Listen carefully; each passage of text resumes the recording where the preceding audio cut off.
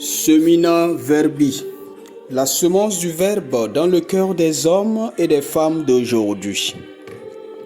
Homélie du jeudi saint, année A, par l'abbé Christophe Larré, prêtre du clergé diocésain de Dapong au Togo. La première lecture est tirée du livre de l'Exode au chapitre 12, versets 1 à 8 et les versets 11 à 14. Le psaume 115. La deuxième lecture est de la première lettre de Saint Paul apôtre aux Corinthiens au chapitre 11, versets 23 à 26. L'évangile est de Saint Jean au chapitre 13, versets 1 à 15. Ce jour-là sera pour vous un mémorial. Vous en ferez pour le Seigneur une fête de pèlerinage. C'est un décret perpétuel. D'âge en âge, vous la fêterez. Fin de citation. Exode chapitre 12, verset 14. Bien-aimés du Seigneur, la célébration de la Pâque est un décret du Seigneur, une ordonnance prescrite par Dieu dont l'objectif est décrit dans le livre de l'Exode que nous avons écouté en première lecture ou que nous écouterons en première lecture. En effet, Dieu énonce l'objectif en ces termes.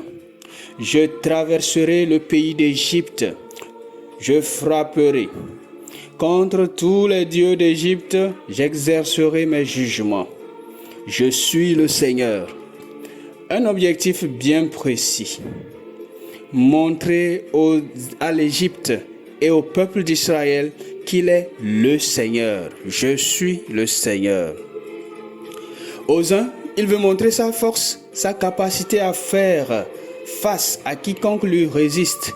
Aux autres, il veut démontrer son amour qui réalise les promesses.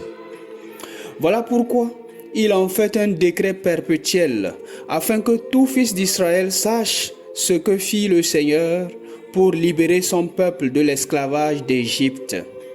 Ainsi, je cite, « Ce jour sera pour vous un mémorial. C'est un décret perpétuel. D'âge en âge, vous la fêterez. » Fin de citation. Cette Pâque, qui préfigure la véritable Pâque où l'agneau immolé Jésus-Christ prend sur lui les péchés du monde entier, est célébrée avec plus d'éclat dans le Triduum pascal qui s'ouvre avec la célébration de la Sainte Seine du Seigneur que nous sommes en train de vivre ou que nous vivrons sur nos paroisses. La célébration de la Seine du Seigneur, dans son expression simple qui est le repas de Jésus avec ses disciples et le lavement des pieds, traduit trois grands mystères renfermés dans une même célébration, à savoir, je cite, l'institution de l'Eucharistie, le premier, l'institution du sacerdoce, le second, puis l'institution de la charité comme principe et fin de la vie chrétienne, le troisième. Dans la première lecture, Dieu qui libère son peuple veut que celui-ci se souvienne éternellement de cette action salvifique qu'il a fait. Voilà pourquoi il en fait une recommandation. Je cite, « Ce jour-là sera pour vous un mémorial. Vous en ferez pour le Seigneur une fête de pèlerinage. C'est un décret perpétuel. D'âge en âge, vous la fêterez. » Fin de citation. De même, en racontant le dernier repas du Seigneur, Saint Paul rapporte que Jésus en a fait une recommandation pour le perpétuer. Je cite, « Faites cela en mémoire de moi. » Fin de citation. Faites-le à tout moment, chaque jour, même en l'absence du peuple. Faites-le en mémoire de moi. Voilà pourquoi chaque prêtre est appelé, de par son ordination, à célébrer l'Eucharistie tous les jours, que ce soit avec le peuple de Dieu ou sans le peuple de Dieu. Il y a là un mystère à percer, car s'il s'agissait d'un simple repas, il n'y aurait pas nécessité d'en instituer comme une obligation, puisque tout être mange, inutile d'en faire une ordonnance. En demandant d'en faire un mémorial, Jésus demande simplement qu'ils le mettent, c'est-à-dire qu'ils mettent lui, Jésus, au centre de leur vie, même malgré son absence physique. Aujourd'hui encore, il nous le demande en cette période. Il nous le demande, bien sûr, bien évidemment, à le mettre au centre de notre vie. Il demande que nous reconnaissions sa présence réelle en son corps et en son sang, sous les espèces du pain et du vin. Cela peut paraître ridicule, mais Jésus avait d'avance préparé ceci par le discours sur le pain de vie en Jean 6, où il se montre comme le pain de vie donné pour que le monde ait la vie. En effet, en ce chapitre 6 de Saint Jean, le mystère de l'Eucharistie se comprend pleinement en ceci que Jésus a d'abord nourri une grande foule, 5000 hommes, sans compter les femmes et les enfants. Ensuite, il leur présente sa propre chair à manger en leur disant que c'est le vrai pain. Ces mêmes personnes qui ont dégusté les pains ordinaires ne sont plus restées quand Jésus a commencé par parler de son corps à lui qui est la vraie nourriture. Le pain ordinaire était un moyen pour amener à comprendre l'effet que le vrai pain produira, donner la vie. Si l'on mange pour maintenir sa santé et être en vie, Dieu juge bon de passer par ce même canal pour offrir la vie éternelle en donnant son propre corps à manger et son sang à boire. Dans ce geste, ce qui se manifeste est bien entendu le sacrifice de soi. Le don de soi que Dieu utilise comme expression de son amour immense pour nous. C'est le même mystère qui est célébré sous des formes diverses, le mystère de l'amour de Dieu.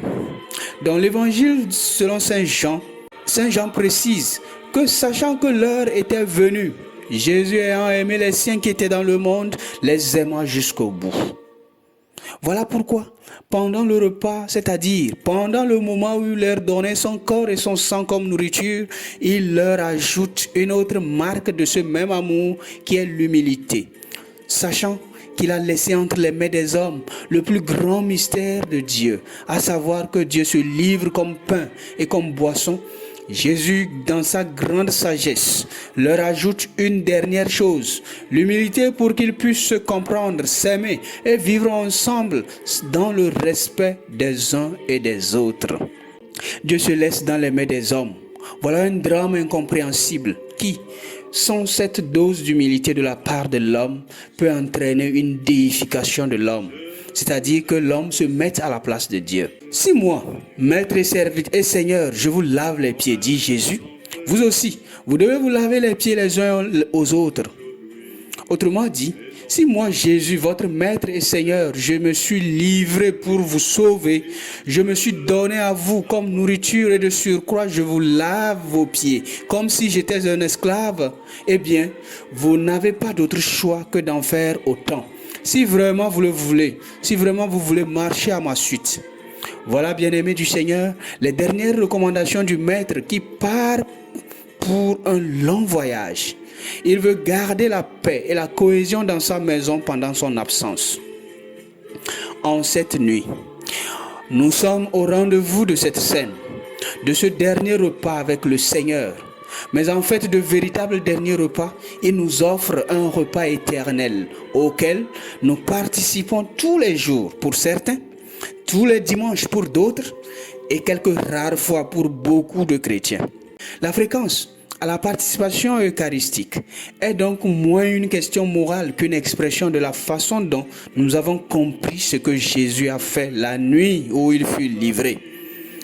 Si je viens rarement, cela veut dire que je n'ai rien compris de ce que le Maître a dit, puisqu'il en a fait un mémorial, une action perpétuelle et quotidienne dans sa recommandation. Ici, il en va de même pour les prêtres qui ont du mal à célébrer l'Eucharistie chaque jour et qui pensent qu'il suffit de célébrer le dimanche. C'est un faux problème. Le Maître en a fait une recommandation, un mémorial. Faites ceci en mémoire de moi. Si tu ne célèbres pas journellement, si tu ne célèbres pas chaque jour, que fais-tu alors de ton sacerdoce? Bien-aimé du Seigneur, je sais combien nous sommes respectueux du Saint-Corps et du Saint-Sang du Christ dans nos diverses manières de les recevoir. Deux choses à ne pas oublier, l'attitude et le cœur qui reçoit. La présence réelle dans le morceau de pain et dans la coupe de vin est la marque de la toute-puissance de Dieu. Mais que de difficultés à croire à ce mystère. On doute comme si l'on savait des choses qui ont déjà échappé à ce Dieu. Et pourtant, même pour venir dans le monde, il nous a déjà surpris en naissant autrement que les hommes, non pas de l'union conjugale entre hommes et femmes, mais sous l'action de l'Esprit Saint, c'est-à-dire par sa propre force. Ainsi, ce n'est sans embâche, par sa réelle présence dans un morceau de pain et dans une coupe de vin qui pourrait ébranler notre conviction par rapport à ce Dieu qui agit par amour. C'est cela même, sa nature, son identité. C'est pourquoi le sacerdoce et l'Eucharistie sont intrinsèquement liés et l'un n'existe pas sans l'autre. À en croire le cardinal Robert Sarah, le prêtre n'est pas seulement un alter Christus, mais il est un ipse Christus. Un ipse Christo. Il est le Christ lui-même. Il n'est pas un autre Christ, mais le Christ lui-même. Une autre forme de présence réelle de notre Dieu est aussi le visage du pauvre et du malheureux. Matthieu 25, verset 40. Là, Jésus se présente en s'identifiant aux pauvres pour dire que s'il se donne par amour pour le monde, il peut se faire pauvre pour voir si le monde va venir à son secours. J'étais nu et vous m'avez habillé. J'avais faim et vous ne m'avez pas donné à manger. Pour finir notre méditation, je nous propose cette histoire que raconte Dom Helder Camara, archevêque de Olinda au Brésil dans les années 1964, à propos de la profonde vénération que l'on peut avoir pour la Sainte Eucharistie en oubliant de voir le même Jésus dans le visage des malheureux. Ainsi raconte-t-il. Des fidèles sont venus me voir, cherchaient au comble du désespoir à réparer un tort. Un voleur avait pénétré dans leur église et sacrilège suprême, il avait fracturé la porte du tabernacle pour prendre le ciboire. En pleurant, les fidèles ont raconté comment ils avaient trouvé les hosties consacrées dans la boue et ils m'ont demandé de célébrer une messe de réparation. J'ai accepté bien sûr et pendant la messe, je leur ai dit, mes frères, mes sœurs, comme nous sommes aveugles, la découverte des hosties consacrées dans la boue nous a bouleversés. Mais le Christ dans la boue, chez nous, c'est un phénomène de tous les jours. Nous rencontrons Jésus-Christ tous les jours dans les taudis sous-humains. Réellement présent dans l'Eucharistie, le Christ connaît une autre forme de présence dans la misère humaine. Nous sommes profondément touchés et affectés par la passion du Seigneur. Ce qu'il a vécu, subi et souffert pour nous. Mais le sommes-nous autant lorsque des hommes et des femmes aujourd'hui subissent peu ou prou le même sort? Puissions-nous être attentifs encore à la passion de Jésus en cette période, en ce 21e siècle, en ce moment des guerres, vécues sous multiples formes dans la misère de l'homme, du pauvre, du malheureux, car c'est de cette passion accueillie dans l'obéissance et avec grand amour que se dégage le manifeste de la miséricorde divine pour l'homme. Pour comprendre ceci, il faut avoir un cœur humble de la vraie humilité comme Jésus nous l'a enseigné par le geste du lavement des pieds. Le service, surtout des plus démunis. Savoir rendre service, c'est cela l'humilité. Que cette Eucharistie nous y aide. Amen.